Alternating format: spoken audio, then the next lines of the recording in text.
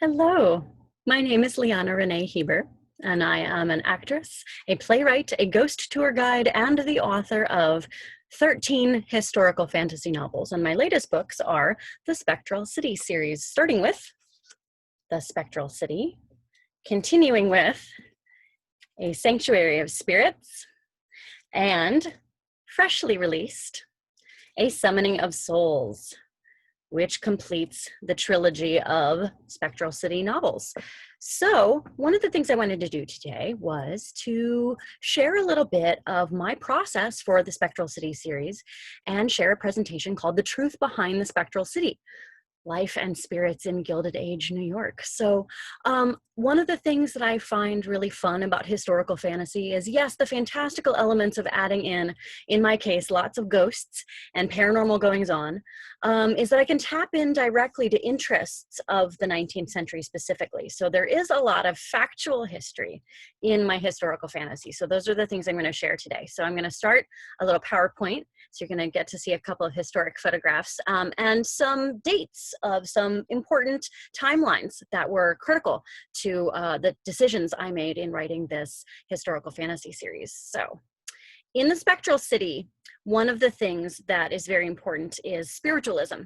So we'll talk more about that as we go, but a general overview of the Spectral City series is that Eve Whitby has a talented group of female psychic mediums who are, alongside their favorite friendly ghosts, are helping solve weird and strange crime in Manhattan in 1899. So it's Gilded Age, New York City, with a team of very gifted psychics and their favorite friendly ghosts. So into this paranormal milieu, I have some really fun historical tidbits. So let's get into that a little bit more. So I'm going to share the screen. And here we go. All right, so truth behind the Spectral City. So getting into this, you will find that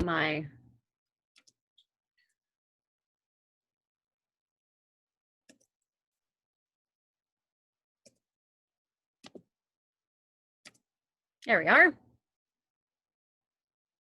My beautiful covers all together here.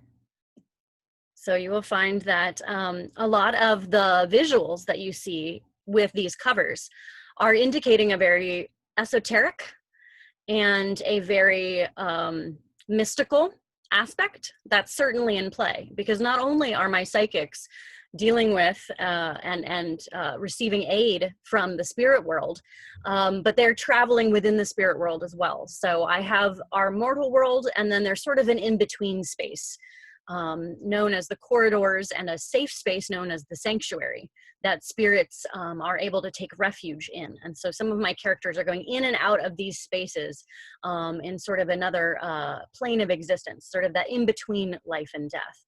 I find that to be a very interesting mystical concept. Certainly not new to me. There's been lots of different discussions across every kind of belief structure about life and between and the spirit world. So I'm just kind of presenting a very open-minded view of some spiritual possibilities here. So I love how Kensington is the company that published these novels.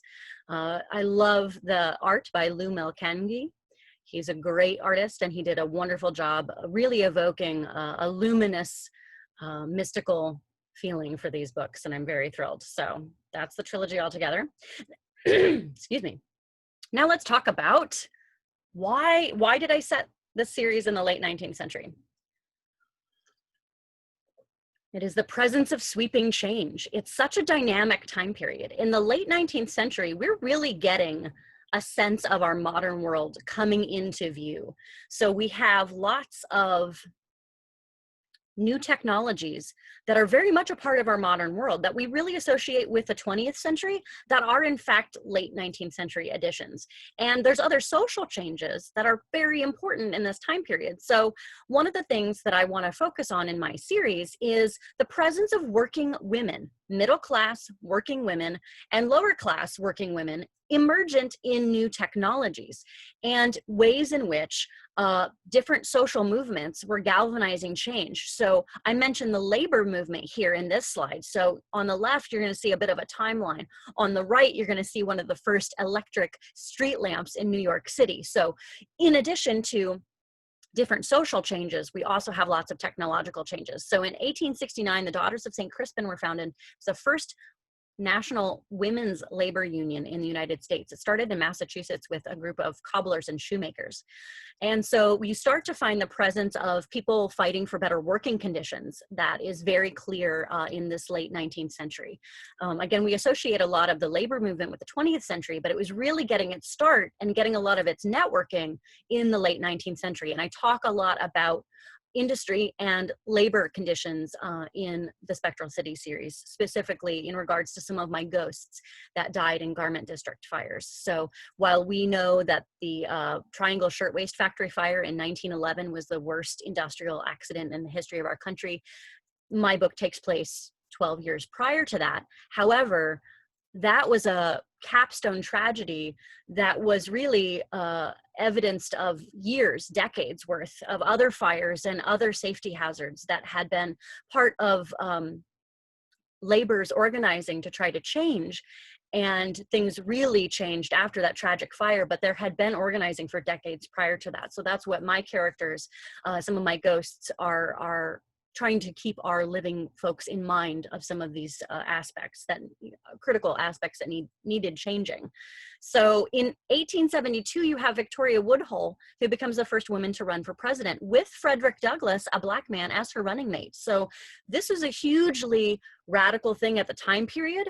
But again, we think of the idea of advancement of women's rights and civil rights and social change as being, again, that 20th century thing. But 1872, here's a woman running for president. She's challenging a lot of the norms of the 19th century and challenging the idea that women can't have a place of leadership. So she becomes a really iconic person. And I'll talk a little bit more about her in terms of the spiritualist movement that really drove her in a minute.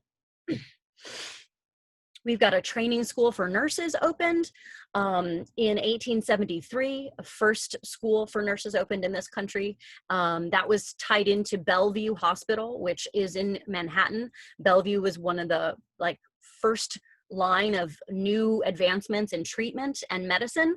Industry was going very rapidly. Medicine was lagging a little farther behind in terms of being able to cure the symptoms and treat the source of the symptoms and the source of the disease. A lot of medicine in the 19th century was very palliative, just looking at treating the irritation, not necessarily the root of the problem. So nursing schools and advancements in technology medically also was also at the forefront of the 19th century. And considering that a couple of my characters are doctors or in the medical field, these advancements are important to them too. 1880, you have the first police matron and the first police telephone down in Manhattan, downtown Center Street Station. So my female psychic detectives are sort of in a secret branch of the New York Police Department, sort of carved out for them in the wake of the changes from Theodore Roosevelt, from Teddy Roosevelt's tenure as commissioner. Obviously, this is my fiction, but I think that had Teddy Roosevelt been presented with the idea of here's a group of female psychics who can help your departments become a little more efficient, I think he would have said yes. So he factors as a fun, bombastic character who comes into the scenes a few times over the course of the series. He's a fascinating, complicated character. But there were women working in the police force as early as 1880. Now, their roles were very limited, but they were working in the force. So again, 1880, that's 19 years before my book is set. So there's already a historic precedent for these working women in these spaces. Do they still have to fight against some prejudices and some bias? Of course they do. Are women still trying to figure that out in the workplace today? Absolutely. In my case of both my psychic mediums and my detective who helps them, Jacob Horowitz is a detective who's sort of the liaison and a great help to my ghost precinct. Eve Whitby and our team of mediums run the ghost precinct. And so Detective Horowitz is facing some similar discrimination and bias because he's Jewish. So Eve Whitby and her team stick up for Jacob, he sticks up for them, and together they try to fight for a more fair space in a city full of all kinds of different people. That's New York City, it always has been. So by 1892, nearly all 400 telephone operators at the newly built Metropolitan Telephone and Telegraph Company are women.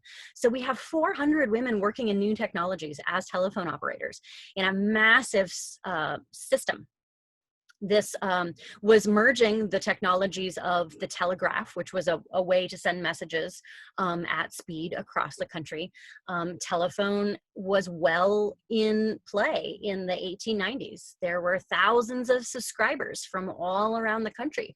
Wall Street was using the telephone technologies a lot, but so were other industries as well. And they were relying on the telephone for up to the minute changes, whether it was stock market or other types of trade and other company business. So there was a lot of our modern technology between street lamps and electricity and telephones that were well in play at this point.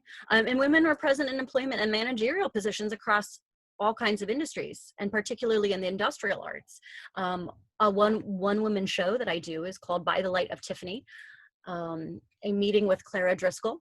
And Tiffany Glass Studios employed a bunch of women, and Clara Driscoll was the manager of the women's glass cutting department of Tiffany Studios, making stained glass lamps and stained glass windows. And Clara Driscoll designed almost all of the iconic stained glass lamps, which she wasn't given credit for it until much later, basically about 10 years ago is when she started getting credit for her work, but her designs were her own and won prizes internationally.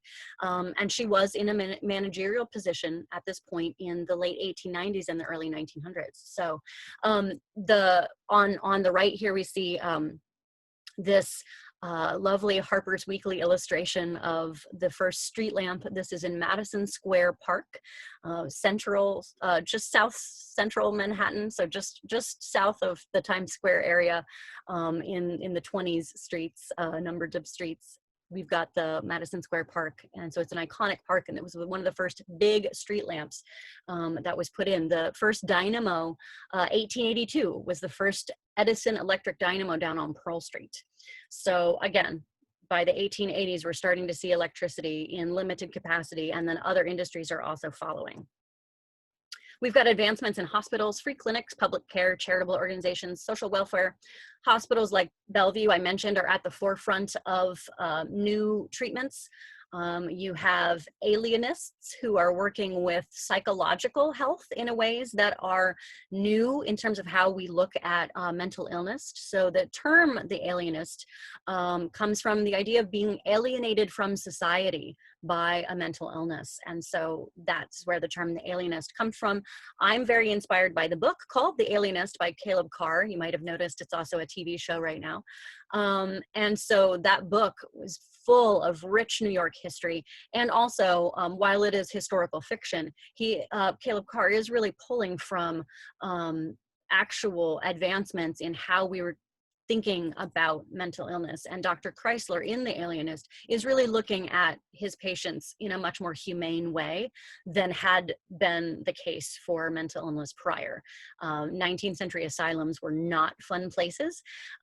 They're still in progress at this point in history, and figures like Dr. Chrysler and other alienists were trying to improve those conditions. Other social works were cropping up all over. So benevolent institutions, very often religiously affiliated, were cropping up all over cities. And this is, the picture here is pictured Sister Irene and the New York Foundling Hospital. Founded by the Sisters of Charity in 1869. I mentioned them in the Spectral City series. Basically, if you were a young mother or a mother of any age and you could not take care of your child, the Sisters of Charity set up a situation where there was a townhouse and it had a front entryway, and that front entryway was always open, and there was a bassinet in that front entryway, and you could leave your child in the bassinet, ring a bell, and leave. And the bell would indicate to the sisters that there was a child in the bassinet, and they would collect the child, and it would be part of their orphanage. Children were adopted out, generally to Catholic families. So the religious institutions did keep within their religious spheres in terms of their benefit and their mutual aid. However, you could be from any background and leave a child there. Is it an ideal situation? Who knows? It was, the Sisters of Charity felt that it was serving a need that they could provide for children in a case where not every impoverished mother would be able to feed or care for their child. So they were trying to look at growing population in New York and people struggling. It has always been a place of the haves and have-nots. So the Sisters of Charity were kind of trying to anticipate a need. And so as you can see from this photo, you have a bunch of children here. I mentioned the Foundling Hospital in Spectral City in a way that's both very honest about the struggles of people and places like this, but also trying to look at ways in which society was coming together to try to work towards a greater good. Now, mental health, still a wilderness. So as we can see, we have some late 19th century progress in rejecting some of the cruel treatments, but there's still a lot to learn. So pictured here is the men's asylum on Ward's Island. And both Ward's and Blackwell's Island were places where there were mental institutions. And so folks were truly isolated, much like there were other islands in and around New York that were used as quarantine hospitals as well. So the idea of isolating out people who were afflicted in some way was definitely a part of 19th century mindset in New York. This is a huge, massive, Gothic, imposing structure that we see here. In the 1892 King's Guide to New York, it's a handbook. It's basically sort of a massive tour guide book of the city, and it's from the year 1892, which is really helpful for me writing in this time period. When they talk about mental health institutions, there's this sort of rose-colored glasses take in the text that says, oh, look at these wonderful institutions that are not chaining their inmates anymore. Look at how benevolent we have come. Look at how far we've come in our treatment of illnesses that we don't have anyone in shackles anymore. So that's a low bar. But as you can see, the idea of being able to be free and walk around was a huge aspect of these new large structures. But again, you're still very isolated from the rest of the city. And I have my characters go in and do some interviews inside the Ward Island structure, not necessarily a friendly place inside or out, but it's an aspect, if you're talking about mental health at any point in history, there's still stigmas, there's still things that people are struggling with. And so it's been an ongoing process. And so this is one aspect of that in terms of these large sort of imposing facilities that were meant to be these very new and welcoming and specialized places. But again, still a lot to learn. Now let's talk about spiritualism real quick. So when you talk about the origins of spiritualism, it really became this powder keg that exploded when we get to the 1840s. There had been interest in spiritualism as a concept. The idea of talking to spirits is always of interest since the dawn of time. But in the 1840s, the Fox sisters in upstate New York, they really tapped into a great yearning. One of the things that, when you talk about the 19th century and all the advancements in technology and all the various progress that was being made in terms of new ways of thought, there was still massive death. There were still massive outbreaks of yellow fever and cholera and things that are tricky even now in terms of a pandemic. So this was something that the 19th century had waves and waves of. And also, women were dying in childbirth very, very often, and infant mortality rates were very high. So death was very much a part of everyday life in the 19th century. And folks were very close to death. You would have a wake in your home. If you had an extra room to spare, your parlor would become the place of the wake, and you would have funerals there. Very often embalming and setting and dressing of the bodies were done in the home. That became outsourced more in the 20th century. But in the 19th century, it was very much within the community, within the family. If it couldn't be hosted at the home, things would be hosted at churches. So there was a real connection with life and death and bodies and the realities of that, but also this yearning for connection and affirmation of there being a separate spirit, separate from the body. So when the Fox sisters, they were a part of a Quaker family, and it's important to note that they were Quakers, because in the Quaker tradition, Quakers are Protestant Christians, women were allowed to speak in church. Quakers were ardent abolitionists, meaning they spoke out and fought against slavery. And they also were advocates of equal teaching for men and women and equal place for men and women as well. So they were very much about a communal society of equal rights. And so the Fox sisters, having this experience that they shared with their community about talking with spirits and hearing rapping sounds as a response, became this phenomena. Now, they were very quickly investigated in the 1850s, and it was pretty much well thought that they were engaging in tricks rather than legitimate connections with the beyond, whether it was cracking of toe joints or whether it was using a mechanism on a table to create raps and create sounds.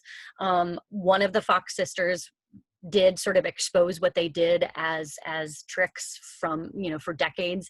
But even though there were people who poked holes in their performances, people were still really interested in the concept and the idea, even if they weren't completely on the level. Well, surely there was something to be said for the idea of talking to spirits. I mean, even in the Quaker tradition, if you are moved to speak at a meeting, you are speaking as the spirits move. And so the idea of spiritualism was kind of a ready-made concept for several of the Protestant denominations and other sects within various different world traditions, that was ready for this idea of communication with spirits on a more direct level. The Civil War, the advent of the Civil War and the amount of massive death in the Civil War was a huge way in which spiritualism gained traction and gained appeal.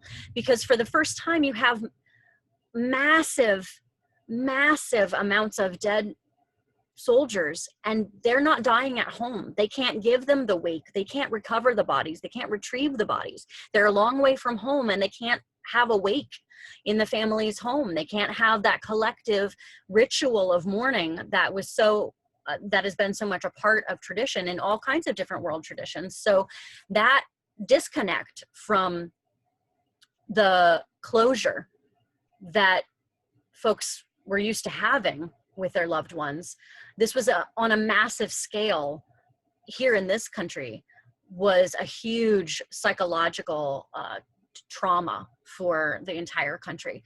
Now, I'm writing about New York State, and New York State lost more soldiers in the Union Army per state than any other state. So again, the loss in the Civil War was decades of recovery psychologically and emotionally. So the idea of being able to talk to your loved ones, maybe your child had died on a battlefield and you wanted to connect with them. Of course, spiritualism was a huge way and a huge, the idea of it was a balm. The idea of spiritualism was a great comfort for people. The idea that the spirit was separate from the body. In the Civil War, we had it's really the first major industrial war. And so you have limbless bodies. You have lots of, gangrenous bodies in which doctors are doing what they can and just chopping limbs off. There are very grim pictures of Civil War hospitals with little mountains of limbs outside. It was a very grim and gory time for the battles. And so the idea of having a whole spirit that you could connect to that had nothing to do with what happened with the body. It was separate now. The idea that that could be at peace and you could try to gain some sort of last communication. Of course, that's going to appeal to the mass populace. Were people taking advantage of the grieving? Absolutely. Were there a lot of fraud spiritualists? Absolutely. Were there legitimate spiritualists? Yes, there were legitimate psychics working, but very often they did not put on theatrical shows. Very often they looked at their work as a calling, and they would go privately from home to home and just advertise by word of mouth. They felt that that was better ethics for them. So a lot of those folks that were legit, we may never really know much about their histories because they were trying to keep it fairly modest. And in a lot of ways, the idea of the modern grief counselor, this is what the spiritualists were sort of standing in for at that point. And it was an acceptable thing for women to do. So this is why it's very important when we think about the history of women's rights. It really is tied directly in with spiritualism, because for the first time, with the popularity of the spiritualist movement, it was a way in which women could be participants in a spiritual sense in a way that other mainline traditional faiths were not allowing women to be clergy. So folks like Madame Blavatsky come in and provide a very appealing alternative, saying, hey, here in my Theosophical Society, women can be priestesses, women can be leaders, folks from all kinds of backgrounds. Let's break down this idea that all world religions are different. Yes, they have different cultural backgrounds, but the Theosophical mantra really believed that all religions were tapping into what Madame Blavatsky called an ancient wisdom, and that there were lots of similarities between all world faiths. So it was a way she was trying to kind of bring the world together a little bit. Was she a character? Was she interested in her own promotion? Absolutely, sure. She's quite a character. You can see this is her pictured here. So she's a very intense woman. She was Russian, but from the Ukraine. At that point, Ukraine was part of Russia, but she was a Ukrainian immigrant, set up her Theosophical Society headquarters on 47th Street, which is now the Diamond District in just the northern part of Times Square. But the Theosophical Society was interested in bringing together ideas of this ancient wisdom and allowing this to be something that everyone could access. So of course, it was very, very appealing for people who were dissatisfied with their various faiths at the time and were looking for something new. The 19th century was a huge breaking open of all kinds of different faiths. Obviously, you have Darwin's Origin of Species really kind of making people rethink the whole idea of spirituality and evolution, really kind of breaking down some biblical ideas. But in Darwin's case, he was looking at it not as antithetical to religion, but as a companion to religion. So he was not anti-religion. He was just offering this new scientific way. So you have people who are coming down on several sides of the fence about whether science and faith are linked or not. The Theosophical Society specifically very much thought that science and religion and philosophy were absolutely entwined and went hand in hand. So they didn't see things as a conflict between one or the other. So there are all these new sects and orders and faiths and interests. You have the Reform movement really gaining ground in Judaism. So my character, Jacob Horowitz, is a member of the Reform tradition. And so that's gaining ground specifically in New York, trying to look at different traditions historically and presenting new ways of looking at them. So again, it's a very much a time of change, both in terms of our technology, in terms of advancement in medicine or not, or things struggling, lagging behind, and these new ways of thought in terms of spirituality. So I mention spiritualism a great deal, and Theosophical Societies and the other societies that happened, and the authors of these within these movements. Emma Harding Britton is another one here I've mentioned, author of 19th Century Miracles, other spiritualist books. So there were spiritualist magazines, there were people were writing about their experiences with connecting with spirits, holding seances, which were both done, some as very legitimate seances, others were done as parlor tricks and shows. And the interest in them, whether they were real or not, a lot of folks just didn't really care. They were just engaged in the idea of it. So there was something kind of thrilling about the idea of talking to the dead. And that thrill and that interest, it's never gone out of style. It's why folks still have Ouija boards. And so I think that there is constantly, I know this as a ghost tour guide, the need, the desire, the curiosity about ghosts has never gone away.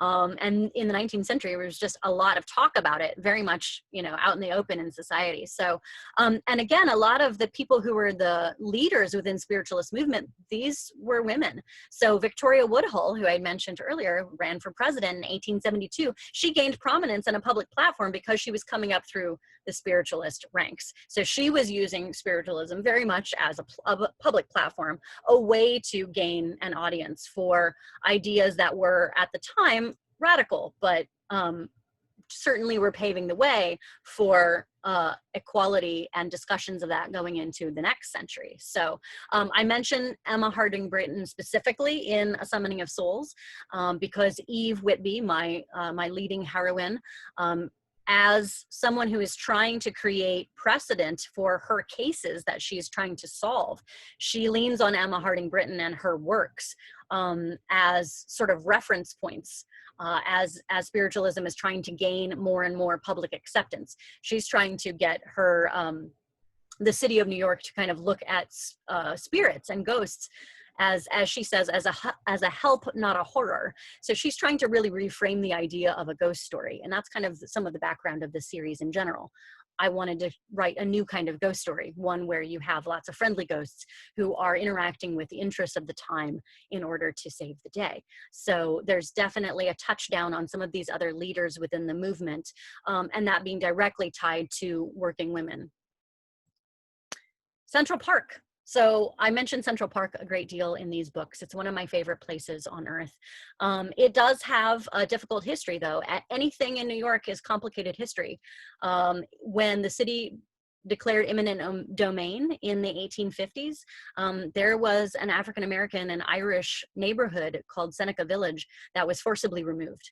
And the city sort of passed it off as, oh, just tramps and squatters. No, they actually had legal rights to their homes and their land, and they were absolutely underappreciated, and they were not given nearly the value that they were worth. And it's a pretty dark stain on the history of New York. New York City, land and space, it's always been a complicated discussion. So for all the beauty of Central Park, just know it had a cost to it too. And we can't forget that. We have to sit with the complicated history of that, and we have to be honest about it, and try to find, a way to get through that with not just glossing over the complicated parts of history, but sitting with that knowledge, and appreciating a beautiful park, which the city also needed. But again, sometimes there being a cost to that, and who suffers the most? The marginalized communities do. Central Park, it is a transcendentalist, romantic, gothic, spiritualist venture. William Cullen Bryant, I was very interested to learn when I was first creating my Central Park tour for Burrows of the Dead, the tour company that I work for in New York. William Cullen Bryant attended some of the Fox Sisters spiritualist performances, and he was fascinated with them and the idea of it. Whether or not he was a full believer in them, I believe that he was definitely of interest. He was interested in spiritualism as a concept, and he was a romantic poet. So William Cullen Bryant is sort of the forefather of Central Park.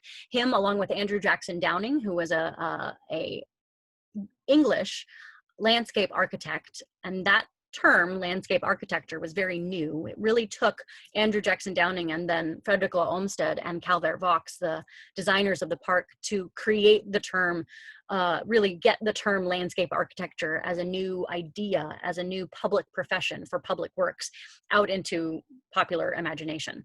But William Cullen Bryant was very interested in spiritualist concepts, in the idea of romantic poetry. He was a poet, newspaper man, and a lot of his ideas about what the city needed were also tapping into some of these new ways of thought. So Transcendentalism is a huge part of Central Park too, because in 1836, Ralph Waldo Emerson releases an essay called Nature, which is basically sort of deconstructing religion in a certain way. He was not pleased with East Coast divinity schools at the time.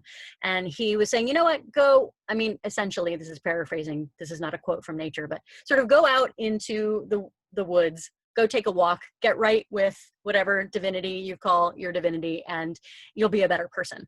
It's the idea of getting out in nature. And I think this was a pushback against the increasingly industrial society, which of course is only going to become more and more so over the course of the 19th century. But Transcendentalism was a huge mode of thought, and appreciating nature, making sure that human beings had green spaces to get to, especially in cities, where there's a massive shift from rural to urban populations. So accordingly, there was a push to have green spaces. And so those kinds of thoughts and sort of movements were directly in the underpinnings of something like Central Park, which was the biggest public work of its kind ever attempted. So, and because of the success of Central Park, this really begins the national parks movement. And it is in the 19th century where we first have some of our public parks. So the green spaces movement really takes off because of the success of Central Park. So that's definitely a part of the background that I talk about in my books and enjoy talking about when I talk about New York City history.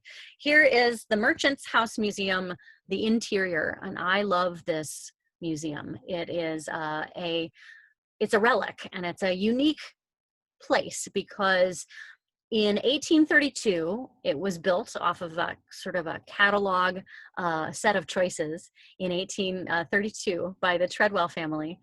And it was a middle class, merchant's class family house. That's why it's called the Merchant's House. They were a merchant class family.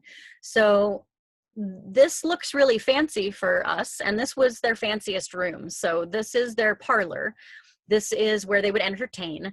The downstairs part of the Merchant's House is much more modest, and that's really where they lived. This is where they kept this pretty closed up except for entertaining. So there were several advancements that were put into this house from the 1830s to now, but only a few. So Gertrude Treadwell was the youngest child of the Treadwells to be born in this house. And she died in this house 93 years later. So she died in the 1930s at 93 years old, having spent her entire life in this house.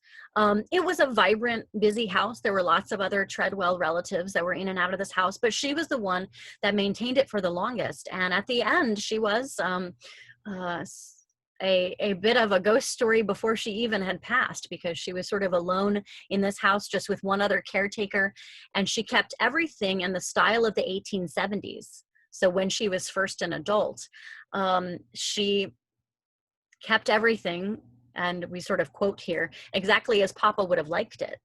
And so Seabury Treadwell, the patriarch of the family, was a very stern man. He did not let Gertrude marry who she'd wanted to marry. She was interested in possibly courting with Lewis Walton, who was a Catholic doctor, but they were a Protestant family. And so at this point, Catholics and Protestants did not mix. That was a huge sort of social taboo, especially for a middle-class family that was looking to earn their place moving up the social ladder. So certain aspects of who women were or were not allowed to marry into in those families, it was a really strict and really tough time for women who were not really given the freedom to marry who they wanted to, even though the idea of marrying who you wanted to was of more and more popularity in the 19th century for certain especially middle-class families that were looking to kind of move socially upward. Those matches were very carefully regulated. So she didn't marry, neither her nor Lewis Walton ever married. So perhaps that was the one, but she stayed in this house, and because she had kept everything exactly as Papa would have liked it, it's basically a time capsule. And in the 1930s, when Gertrude passed, it had passed to another relative, and then they were going to auction everything off, but another distant relative named George Chapman swooped together at the last minute and saved the house and saved all of its possessions from being auctioned off. And the special thing about it is we really just don't have another type of still standing relic like this, because sure, we have 19th century mansions around the country from wealthy, famous people. The average not famous middle-class person who had these, sort of fine things for their various the occasions and for hosting The rest of the house had certain aspects in it. There's a little oven in the basement, that a little beehive oven that had kind of gone out of fashion in other houses. And it's the only one that we have on the East Coast that's still extant that's in this house. So it's this interesting piece that, whereas everything else was modernizing across the city, we have this little piece of that is lost in time. And I'm really grateful for the Merchant's House because the layout of the house and the way that things are structured and the type of things that they had, most of my characters are coming from a middle class background, and so if they have some nice fine things, it's only a few things, and that's the stuff they show out to the public and anybody that they have entertaining. So the items and the way and the look of this place directly translates into my books because I use the layout of the Merchant's House for my work. So I'm very connected to it as a house, and it is quite haunted. Again, whether it's the house that's remembering Gertrude or Gertrude remembering the house, she is thought to be very, very active. In fact, I had my own personal ghost story in this place. When I had learned from the docent how close we were as a city to losing this treasure, I blurted out in the middle of the tour, "Oh, thank goodness it was saved." And as I blurted this out, sort of for the love of this place and for its little time capsule value, as I blurted this out, I felt this ice cold hand grab my elbow, my right elbow. And I thought maybe it was my friend turned to the side, and it was just there was a red velvet settee, much like what you see here before you, but there's another one in the back of the room, and it was just the settee that was there. And it was just such a distinct grab. It was such a distinct touch on my elbow, and it was a 30-40 degree difference from my body temperature. Startling a bit, but in the moment, I somehow knew that this was like a response to my outburst of being happy that we had a bit of history that was saved, because, you know, New York lost a lot of things that we would landmark today. We lost beautiful Penn Station, which was a gorgeous train terminal, and that was torn down, and the ugly Penn Station exists in its place. And Jacqueline Kennedy Onassis in the 1960s stepped in and saved our beautiful Grand Central Station from being demolished. And then our landmarking laws were in place by the 1960s. This is a place from the 1930s. And so the fact that this was able to survive before there were landmarking laws is kind of a miracle, because New York was always changing and was always, you know, trying to keep up with top dollars. And so something like this would have easily gotten bulldozed if it hadn't been for this specific situation. So this grasp, this ice cold hand on my elbow. And again, I don't go in looking specifically for ghost stories. If things happen, great. I'm a believer in ghost stories. I tell them for a living, but I don't want to be in a situation where I'm like predetermining that I'm going to have some sort of haunted experience, because then it never works out that way. So I go in just expecting a historic house, and if something paranormal and inexplicable happens, great. If I can explain it via scientific means, I will go with science first. But if science hasn't caught up to this yet, then all right, we have something paranormal at work. So with this squeeze on my elbow, it very much felt like it was someone commiserating, glad that I was glad that their house was still standing. So some member of the Treadwell family was there, happy that I cared about their house too. So, and on the right, and you see these, the beautiful molding. There's a detail of the ceiling. And again, they just don't make ceilings like this anymore. The bells that were that would signal the Irish servants who lived on the top floor to come down and help with whatever the family needed. And they have some of their original ceramics there too. So the Merchant's House Museum has virtual tours. So no matter where you are in the country, if you are in Manhattan, when things open back up, I highly recommend that you go and give the Merchant's House a visit. Please support them. In the meantime, please do their virtual tours and check out the interior. It's a beautiful space, and support them if you're able. It's a hard time for museums right now. All right, so here we go. Now the Brooklyn Bridge. The big finale of the Summoning of Souls happens on the Brooklyn Bridge.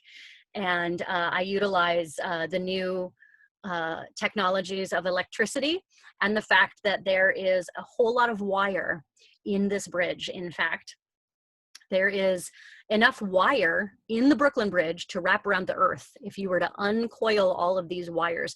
John Roebling was a wire rope manufacturer from Germany, and he emigrated to the United States along with his family. And so the idea of the suspension bridge made with wire rope was a Roebling invention. And there's only one other Roebling bridge still standing in my hometown, Cincinnati, Ohio. Beautiful bridge, sort of a test run for the Brooklyn Bridge. Massive scale. When it opened in 1883, it was the largest man-made structure on the North American continent. So I make a big deal about the Brooklyn Bridge in my books because I love putting in things to my late 19th century novels that are things that you can still see and interact with and walk across today that are still iconic to the city and places that you can visit. So I love that that's still a holdover from this time period, and I can still appreciate it today. So similarly, we have the Washington Square Arch here. So this was a permanent arch that was put in after the centennial of George Washington's inauguration. So it's why it's called the Washington Square Arch. It's on top, however, of 20,000 human remains. So again, the complicated history of New York. In the 1700s, there were massive yellow fever and cholera outbreaks, and hundreds and thousands of people died in these outbreaks. And there was no place to bury the mass of bodies. So they decided to bury them in what is now Washington Square Park, which at the time was the execution ground. So there's 20,000 human remains there. And one of the reasons why I like to talk about this fact, and we talk about it on our tours at Burrows of the Dead too, we like to remind people that this is a resting place for bodies, and there's no plaque, there's no marker denoting that this is a mass grave. And we feel that in the absence of those markers, it's our duty as a company, and it's my duty as an author who wants to respect the dead, that we let people know about that. So Eve Whitby, my lead heroine, and her psychic compatriots are certainly aware of the very haunted space that their home, their communal found family townhouse, is just off of Washington Square Park. So they're very aware of that sort of haunted legacy that that area has. There's not necessarily a specific haunted story that comes out of Washington Square Park. It's more just the air of, when you know the history and when you know the weight of that, and you know what is underneath the surface of the earth, you have a different sense of it. It becomes almost haunted by proxy because there's just the weight of the knowledge that's there. So not necessarily a specific ghost story through the years, but more just a sense of a general haunted atmosphere, let's put it that way. So, so these are things that you can still see and walk through today. So again, trying to anchor my historical work in things that are still celebrated in the city today. So here's a little bit more about the book. If you're interested in signed copies, I've partnered with a wonderful independent bookstore called Word. They're based in Brooklyn. They have another branch in Jersey City, and they're very community oriented. They do wonderful author events, and they've only been able to open to very just a few people in at a time right now. So independent bookstores are really hurting around the country right now. So if you're able to support your local independent bookshop, there's a great resource called bookshop.org, and you can go in there and type in, if you're interested in the Spectral City, type in the Spectral City, and all three of the books in the series will come up, and you can support a local bookstore that is close to you as well. So it's available, the whole series is available in both digital electronic book as well as trade paperback. I am around on all kinds of social media, so you can find me on my website, as you see here, is leannarenehieber.com. You'll also find links to my other social media. I am on Twitter at Leanna Renee. I am on Facebook at LR Hieber, and I am on Instagram at Leanna Renee Hieber. So I'm on all the social media. If you have questions or thoughts about any of this, you're welcome to find me on social media. I'm an open book about my process, and you can also find free reads and writers resources on my website as well. So I'm back to your full screen with you to thank you for your time and your interest in these topics. And I do hope that you will seek out my books and find me online if you've got questions about, I'm always happy to talk ghosts and tell a good ghost story. So with that, have a lovely day and happy haunting.